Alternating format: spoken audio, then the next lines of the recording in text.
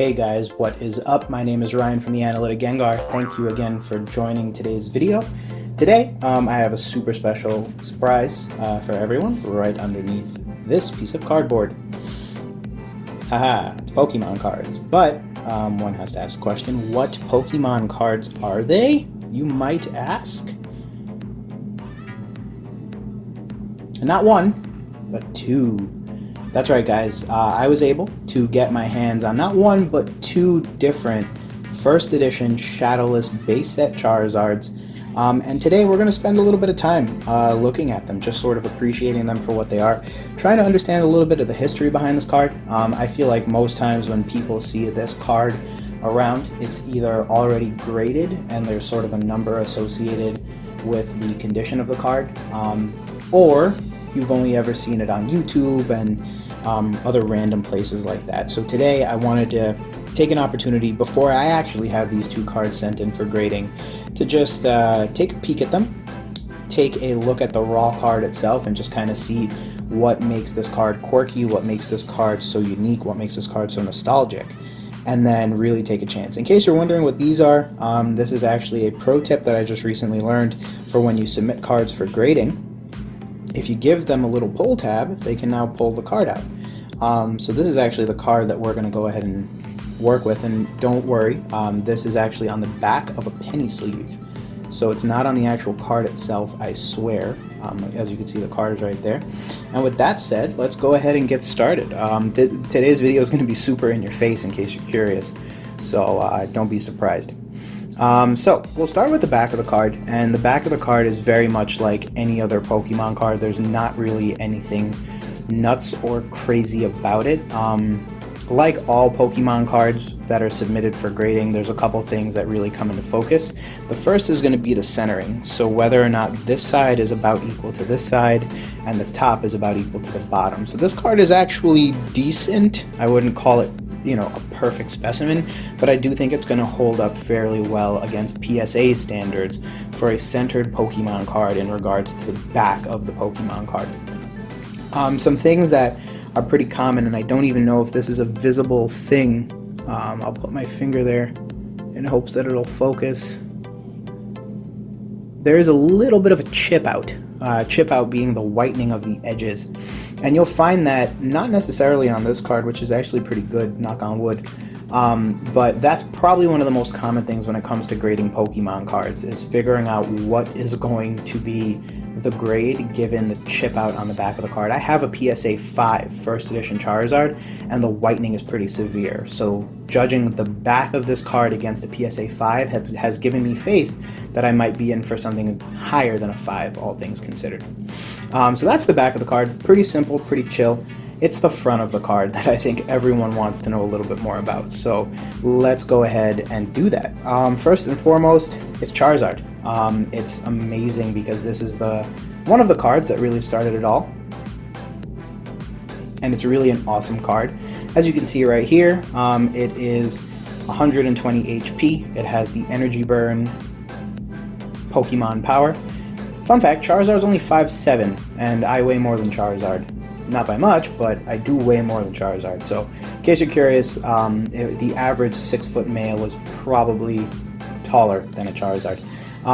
Fire Spin is its Pokemon power, which is 100 damage. This card was the end-all be-all back in the day. This was the card you wanted. As you can see, it is a rare card down at the bottom. It is number 4 of 102. And yeah, this card was amazing. Enough said. This is the card. In case you're curious, first edition Charizards in pristine condition, meaning very little to no damage at all, have sold for $40,000. And if you go on eBay right now, you'll have others who are selling these cards for upwards of $70,000. There's even a $1.7 million lot of Charizards, just like this one, that is being sold currently, although there aren't currently, not that I know of, buyers or offers on that. So I think it's there for collective purposes morely, but definitely something to consider in the grand scheme of things. So now I'm going to center up a little bit. We'll take a look at some of the quirks on the front of this card. For one, you'll notice the first edition stamp right over there. So immediately that's the easiest way to know whether or not a card is first edition. Just look for the stamp. You'll see a lot of folks try to push off a regular or base set card as first edition. A base set card that is not first edition will not have that stamp there, period, end of story. The second thing of note is actually going to be the Shadowless. So on any image of a Pokemon, you'll notice that there's usually a shadow there. Shadowless cards were a unique printing of the card, and you'll also notice it's shadowless because notice that that HP looks like it's not bolded. That 120 HP is actually in very fine print, unlike the Charizard print, which looks to be a little more bold. So that's another way to know whether or not a card is shadowless. So you have a first edition shadowless Charizard. So a little bit about the quirks on this card and some of those things that you need to look at. So we've already sort of covered the back. Typically you want to look for whiting, for scratches, for creases. The same applies to the front, right? So you have this nice yellow border, which is very easy to chip out and get some, not whitening this time, but actually hollow foil.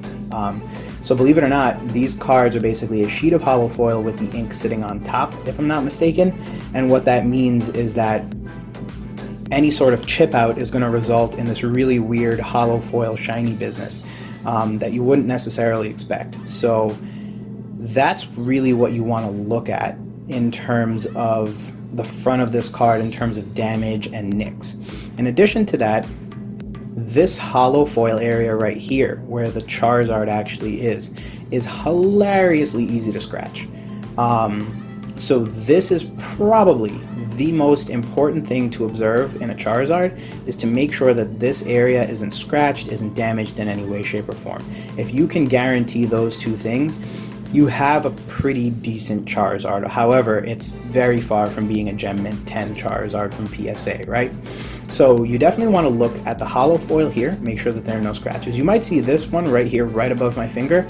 Believe it or not, this card is actually designed to have a couple of those, and I've checked other Charizards. You can see another, what looks to be a scratch. I thought it was a scratch and nearly had a heart attack, but it's actually not a scratch, believe it or not. It's actually a design from the card itself, where Charizard has like these white lines coming out the back of it. So it's actually pretty cool. And then of course, first edition cards are an interesting lot, because what ended up happening was they came to America, they started selling them.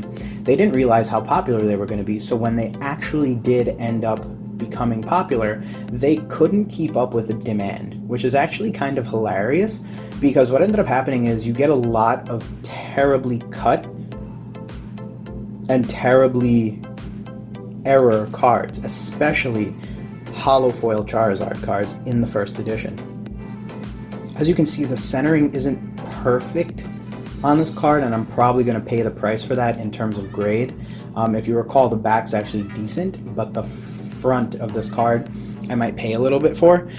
The other thing, I'm not even sure if it's visible, but right above the U input you'll see a slight chip slash bit of silvering, so that's another thing I think might drag down this card. I'm not jinxing myself by saying PSA 6, but I'm hoping it comes back as a 7. You know, I've done a lot of other looking at this card and I think it's an excellent candidate. So I've checked with PSA in terms of their grading standards. As long as it doesn't detract, and I don't think it does, because prior to calling it out I don't know if it was visible, but prior to calling it out I don't think that that little chip detracts from the overall quality of this card and the way it looks and feels. So I think I might stand a chance at a 7 on this card, and I'm really hoping that that's the case, because I think it would be awesome to have a PSA 7 Charizard in hand. And those are some of the quirks. I'll quickly now show this one, which I won't be pulling out of the card saver because it is a bit of a pain to get them back in there, but same concept, same card as you can see, no shadow, thin HP, and then the first edition stamp all kind of verify it for what it is. The centering is a little bit better on this card in my opinion, and the card itself is a little bit more true to color, I think. There's that scratch. That's not actually a scratch, it's actually part of the card. So there's that. The surface of this card is actually pretty solid, not gonna lie. So I think this card stands a better chance than that card. And then the back of this card is also a little bit crispier as well. nice edges, no severe whitening. I think that edge right there is the only thing. But all in all, a superb card that I think is really going to come back well. So if you are interested in seeing how these Charizards end up doing, definitely feel free to like, comment, and subscribe. More than happy to share updates with these via Instagram, as well as I mail them off to get graded. So definitely stay in touch on all media outlets. I will be probably posting the screen as soon as it comes in from PSA. I intend on submitting these via PSA through probably my vouchers. So it is my hope that in using the vouchers, I'm going to be able to do a little bit more and get these graded in about 25 days. I frankly think it's a little obnoxious to do the 1 day on these guys. So I think, given all things equal, I'm probably going to submit them via PSA's voucher service, which is when you become a member and then you go ahead and have those submitted. They take about 25 days to turn around. They'll go through PSA's process of grading and then they'll come back to me. So, but what's cool is that before they ship, all of the grades are logged and I'll get an update. So I'll be able to see them when they're shipping. So I will probably post those, and then I will also do a unboxing on YouTube just for funsies. So yeah, guys, thanks again for joining. I hope this was a little bit more of a history update. This is going to be part of an ongoing series called Card History, where we basically just look at a card. I thought these were two chances to look at a card that really you don't see a lot of ungraded because of the inherent risk involved in sort of buying a card like this for an obnoxious price and then getting it to grade at a lower price. So I thought this would be a definite opportunity to really just take a good, deep, long look at these cards and really kind of appreciate them for what they are. Like I said, this is the card to have. I don't think this is the card that you start out with. I certainly didn't. But I definitely think this is the card that everyone sort of strives to have in their collection if you're a nostalgic Pokemon player. And this card is nostalgia epitomized. So all things considered, definitely something cool, and I hope we got to see and learn something new about either the history of this card, the history of Pokemon, or something of that fact. Well, guys, thanks again. Next week, hopefully more Hidden Fates openings, I think.